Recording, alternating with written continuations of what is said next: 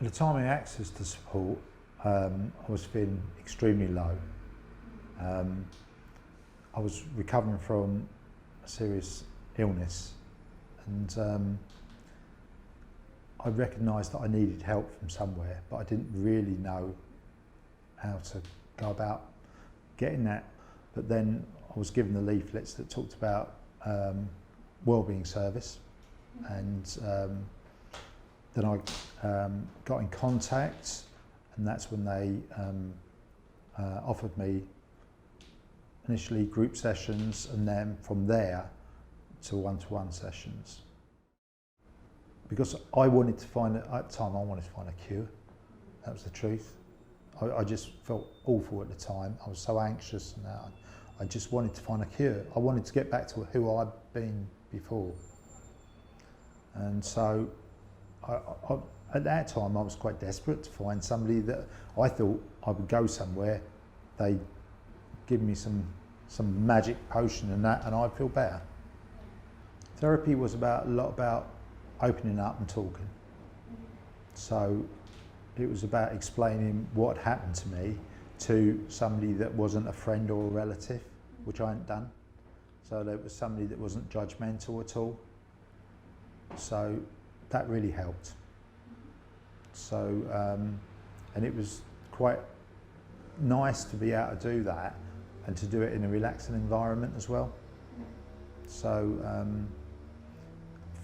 but initially when you start talking about things, people were they don't offer you an instant solution, which is what I was looking for, but I had to learn to be patient. I had to but the biggest thing was I had to realise that it wasn't going to happen overnight, within a week. It was going to take a good period of time, and whatever sessions I was offered, I would have to go to. You know, I wanted to get better. Well, not get better, I wanted to learn how to cope with it, deal with it. So that's what I did. I was anxious about going to social events, going out, and I would always think that everybody was looking at me, and I felt dreadful, and I ended up having to say, I don't want to go. I don't want to do these things, which I hated, because I enjoyed going out doing things, going to the cinema, going to the pub, doing whatever everybody else does. I was stopping myself from doing these things. And so, because every time I got into that environment, I just panicked, and I would so I think, no, I don't want to be like that, so I won't go. But then what I realised is, breaking things down, and this is what I learned in CBT, was she said to me, when you go, just say, if you're going with a friend, whoever, just explain to them that you don't feel great, but just go along for a short period of time.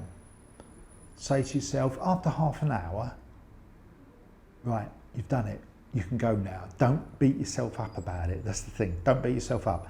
So you can actually go away from it, and you actually go away from it and thinking, I did it, I went there. But what you find is, because you allow yourself that breathing space, you actually get there, and before you know it, half an hour has gone by, 3/4 of an hour, and an hour. So, but what I'd do was, I wouldn't push the boundaries too far. I would think, right, I will, after a short period of time, I'll just say, I'm not feeling brilliant, but I'd go home, sort of thing.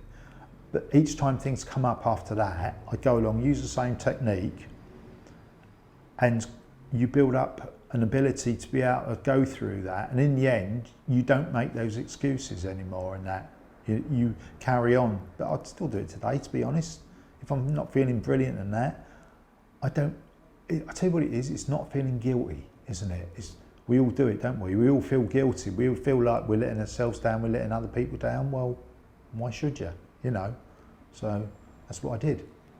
During a CBT session, I was shown how to write down my thought processes when I was feeling really bad, how I was feeling anxious, and by writing down how I was literally feeling at that moment in time, and then working my way through a sheet saying how how I physically felt.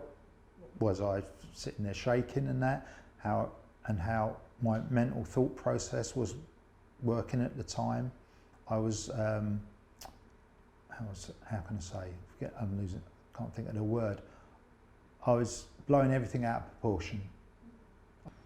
Really struggling to make sense of it all. But by writing down how I felt,